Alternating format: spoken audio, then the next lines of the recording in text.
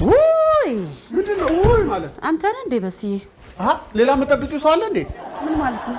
አይደለም መጀመሪያ ውይ ያልሽ ዝም አልኩ። አንተ ነህ እንዴ ካልሽ እኮ ሌላ መጠብቂው ሰው አለ ማለት ነው። ተወዳጁና የብዙዎችን ቀልብ መግዛት የቻለው በስንቱ ተከታታይ ድራማ እንግዲህ ከቅርብ ጊዜ ወዲህ መቋረጡ ይታወሳል። ይህንንም ተከትሎ እንግዲህ አንድ አዲስ መረጃ ደርሶናል። መረጃው እንግዲህ የሚለን በስንቱ ድራማ በአንድ ሌላ ቻናል ብቅ ሊል እንደሆነ ነው እንግዲህ የሰማነው። ይህ ቻናል ማን ነው?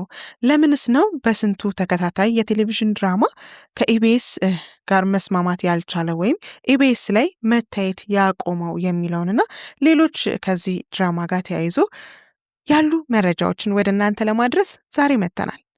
ከሐምሌ 2014 ዓመተ ምህረት ጀምሮ እንግዲህ ከ3 ተከታታይ ዓመታት በላይ በኢቢኤስ ቴሌቪዥን ሲቀርብ የነበረው ተወዳጁና የብዙዎችን ቀልብ መግዛት የቻለው በስንቱ ተከታታይ የቴሌቪዥን ድራማ እንግዲህ ከመጪው የፋሲካ በዓል ጀምሮ በሌላ የቴሌቪዥን ጣቢያ ሊታይ እንደሆነ ያገኘነው መረጃ ይገልጻል። በስንቱ ድራማን እንግዲህ እንደምናውቀው ሀገራችን ላይ ከሚታዩ ጥቂት ተከታታይ ድራማዎች መካከል እጅግ ተወዳጅነትን ማትረፍ የቻለና የብዙዎችን ቀልብ መግዛት የቻለ ድራማ ነው። ካራክተራይዜሽኑ ራሱ በቃ ብዙዎችን መሳብ የሚችል በየቤቱ ያሉ ገጸ ባህሪያት ናቸው። በነገራችን ላይ ሁሉም በየቤቱ ውስጥ ያሉ ገጸ ባህሪያት ናቸው። ሁለቱ ቢጠፉ ሶስቱ ቢጠፉ ቢያንስ አንድ አይጠፋም።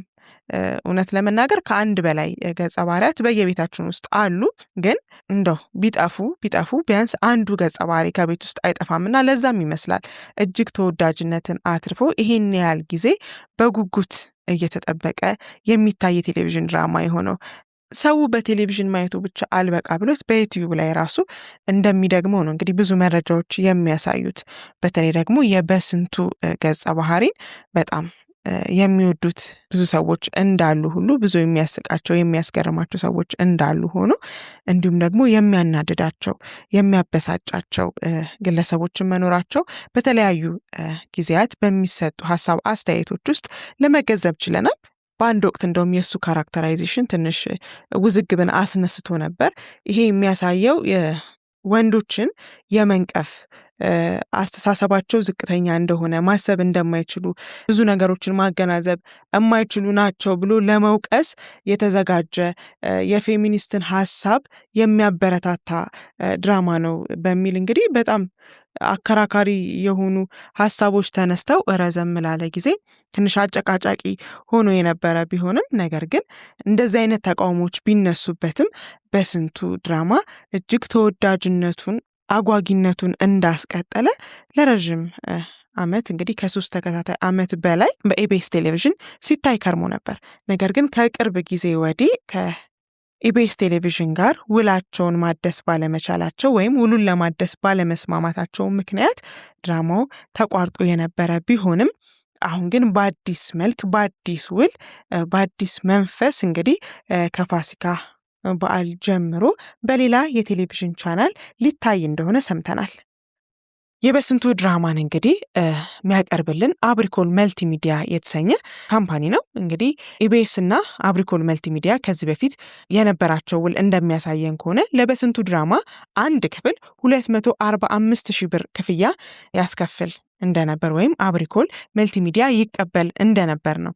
ከዛ እንግዲህ በቀጣዩ ዓመታቶች ደግሞ የድራማው ወጪ መጨመር በሚልና በሌሎች ተያያዥ ምክንያቶች ደግሞ 2 ጊዜ የዋጋ መሻሻያ ተደርጎበት የነበረ እንደሆነ እንግዲህ መረጃዎች ያሳዩናል።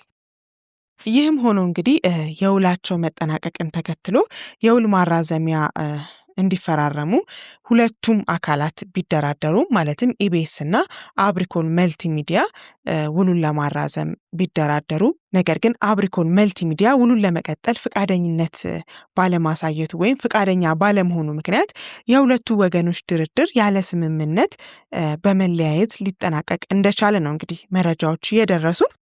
ዋናውና አጓጊው ጉዳይ እንግዲህ ይህ ተወዳጅ የቴሌቪዥን ድራማ የሕዝቡን ቀልብ መሳብ የቻለው የቴሌቪዥን ድራማ ከኢቢኤስ ጋር ውሉን ካፈረሰ ታዲያ በማን የቴሌቪዥን ጣቢያ ነው ሊመጣ ያቀደው? ይህንን የመሰለ ተወዳጅ ድራማን ያፈሰው የቴሌቪዥን ጣቢያስ ማን ነው የሚለው ሲሆን እንግዲህ እኛ እንደሰማነው መረጃ ወይም እንዳገኘነው መረጃ ከሆነ ይህ ተወዳጅ የቴሌቪዥን ተከታታይ ድራማ ከዚህ በኋላ የምናይበት የቴሌቪዥን ጣቢያ ቻናል 1 መሆኑን አረጋግጠናል። ቻናል 1 እንግዲህ ስርጭቱን ከወራት በፊት የጀመረ አዲስ የቴሌቪዥን ጣቢያ እንደሆነ እናውቃለን። እንደ አጭር ጊዜ ሳይሆን ግን ረዥም ጊዜ እንደቆየ የቴሌቪዥን ጣቢያ ብዙ ተወዳጅነት ያላቸው ፕሮግራሞችን እያቀረበ እያንሰራራ ያለ የቴሌቪዥን ጣቢያ ነው። አሁን ደግሞ እንግዲህ ተገዳዳሪነቱን በሚያሳይ መልኩ እንግዲህ በስንቱ ድራማን ወደሱ አፈፍ አድርጎ ከፋሲካ በዓል ጀምሮ በስንቱ ድራማን በቻናል 1 ልንከታተል መሆኑን ለመግለጽ እንወዳለን። ይህ ጣቢያ ወይም ቻናል 1 እንግዲህ ከቁርጥ ክፍያ ወይም በኤፒሶድ ከሚከፍለው ቁርጥ ክፍያ ባሻገር ዩቲዩብ ላይ የመተላለፍ መብቱን ደግሞ ለድራማው አዘጋጅ እንደሰጠም ታውቋል።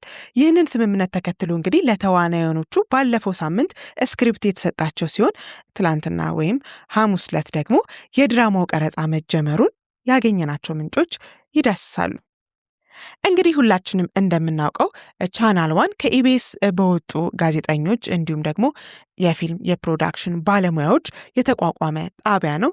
ለዛም ይመስላል እንግዲህ ተገዳዳሪነቱ አየል ያለው ከሌሎች ጣቢያዎች ወይም ከሌሎች ቻናሎች በተሻለ ከኢቢኤስ ጋር እየተገዳደረ ያለው እንግዲህ ቻናል 1 ነው። እንደምታውቁት የቻናል 1 ባለቤቶች ከዚህ በፊት ኢቢኤስ ላይ ሲሰሩ የነበሩ የኢቢኤስ ቀኝ እጅ የነበረው እንግዲህ የሊያ ባለቤት ነው መስራችነቱ። ከዛ በመቀጠል እንግዲህ ባለቤቱ ራሷ ሊያ ተወዳጇ የእሁድ መዝናኛ አዘጋጅ የነበረችው ናፍቆት እና ደግሞ ሌሎች ኢቲቪ ላይም ኢቢኤስ ላይም የተለያዩ የቴሌቪዥን ጣቢያዎች ላይ የምናውቃቸው ተወዳጅና ጎበዝ የቴሌቪዥን ፕሮግራም አዘጋጆች የተመሰረተ የቴሌቪዥን ጣቢያ ነው። እንግዲህ ከጀመረ ጊዜ አንስቶ የተለያዩ አዳዲስ ፕሮግራሞችን ይዞልን እየመጣ ተወዳጅነቱን ያተረፈ ቻናል ነው። አሁን ደግሞ በአዲስ መልክ እንግዲህ ኢቢኤስ ይታይ የነበረውን በስንቱ ድራማን ተወዳጅነትን ያተረፈውን በብዙዎች ዘንድ እጅግ ተቀባይነት ያለውን በናፍቆት በጉጉት የሚጠበቀውን በስንቱ ድራማን ይዞ ደግሞ እንግዲህ ከፋሲካ በኋላ ሊያቀርብልን ዝግጅቱን ማጠናቀቁን ሰምተናል። እንግዲህ አሁን ካለው ተወዳጅነት በተሻለ ደግሞ በዚህ ድራማ ብዙ ኦዲየንስን ማግኘት እንደሚችል ከዚህ የተሻሉ ደግሞ ሌሎች ፕሮግራሞችን ማቅረብ እንደሚችል እናምናለን። ይህንን ጉዳይ አስመልክቶ እንግዲህ በቃ ኢቢኤስ ጉዱ ፈላ፣ ከዚህ በኋላ ሊንኮታኮት ነው፣ ቻናል 1ን መገዳደር ላይችል ይችላል የሚሉ ብዙ ሀሳብ አስተያየት ሰጪዎች እየተበራከቱ ይገኛሉ። እንግዲህ እውነት ኢቢኤስ ቻናል በስንቱ ድራማን ማስተላለፍ ስላቆመ ሊንኮታኮት ይችላል ወይስ ሌሎች አስተዳደራዊ ችግሮች ኖረውበት ሊንኮታኮት ይችላል የሚለውን በጊዜ ሂደት አብረን የምናየው ይሆናል። ለዛሬ የያዝንላችሁ መረጃ ይህንን ይመስል ነበር። አብራችሁን ስለቆያችሁ እያመሰገንን በሌሎች መረጃዎች እስከምንገናኝ ድረስ መልካም ጊዜ ተመኘን። ቸር ያሰማን።